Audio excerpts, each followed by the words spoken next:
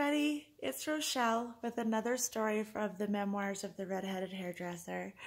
So today I have chosen to tell you a story about a guy. We're going to call him the Indecent Exposure guy. So,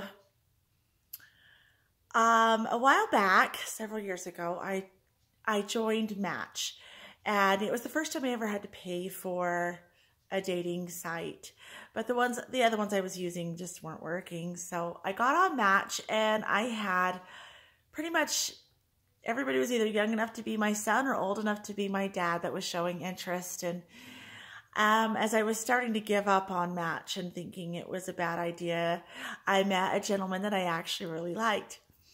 He was younger than me, but he was right at the end of that cusp where my cutoff is. And so we agreed we were going to meet, and we went to a bar in downtown Salt Lake, and we had drinks and food and played pool. And he was super nice. He had a great smile, great personality. He was physically fit. I liked him. I really liked him. And I was a little worried because, I was older. And he's like, I've always dated older women. I don't know why, but I've always just been attracted to older women. So we had a great night, and we got along really good. We giggled, we laughed, we joked around with each other. I really liked him. He then walked me to my car at the end of the date, and we kissed goodbye, and I was excited about him. And he called and set up a second date, and we went to dinner, and that went really well too. I really liked him. And he kind of faded off a little bit. We were still chit-chatting and showing interest, but he wasn't pursuing me quite as much. I didn't really think a whole lot of it. I met him on a dating site, no big deal, right?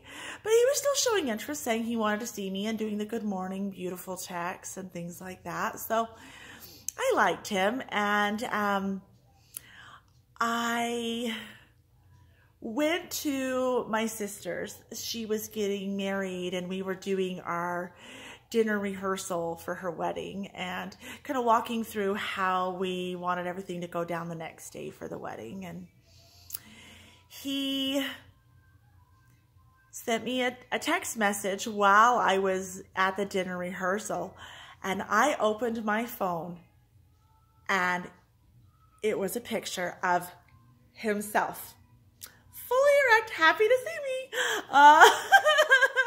And I had to hurry and close it because I had all these people around me, and I was like, oh my gosh, I didn't ask for that. Holy cow. I didn't know what to do, but I'm like, I'm in the middle of a dinner rehearsal for my sister. I'll deal with it later.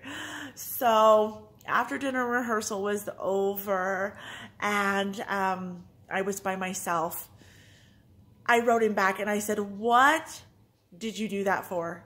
Well, I didn't use very polite language, but I did not ask for that. What are you thinking? Why would you do that to me? And he said, well, I figured, you were curious about the Italian stallion.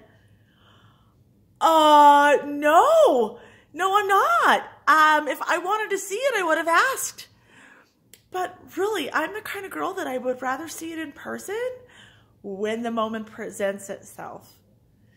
So I wrote him, and I said, you know what? Unless it's like a funny color or really little or a weird shape, like things for the warning, I guess. But no, absolutely not, no. And he apologized. He was so like, I'm so sorry. I didn't mean to make you uncomfortable. I honestly, I really just thought you wanted to know. And I'm like, no, I didn't. And I kind of backed off of that. And he kind of kept pursuing me. And he's like, why are we not going out? Like, we get along really well. We have really great connection. And I said, look, the fact that you sent me that picture a while back shows me that you are not interested in a long-term relationship. You are just looking to have a little fun. And I'm just not there. I said, that's not where I'm at, and I appreciate that's where you're at, but that's not for me, thanks. And was kind of sad about it, but he's like, all right, okay, I respect that. That's fine. Then he kind of kept reaching out to me just kind of randomly here or there. Just, I guess you'd say basically just checking on me and seeing how I'm doing. And, you know, I just didn't really take it the whole of it very seriously. I just, you know, well, thanks for checking on me. I hope you're doing well, thanks. Kind of a thing. Not being rude, but not being overly nice. And I want to say like 6-8 months later, probably closer to 8 months later, he sent me a message and he's like, hey, I'd really like another chance. And I'm like, okay, why? And he said, well, you were right about me. Back then, I was playing the field and I was playing around and I was sleeping with multiple women. And, well, long story short, I guess he caught something that was curable.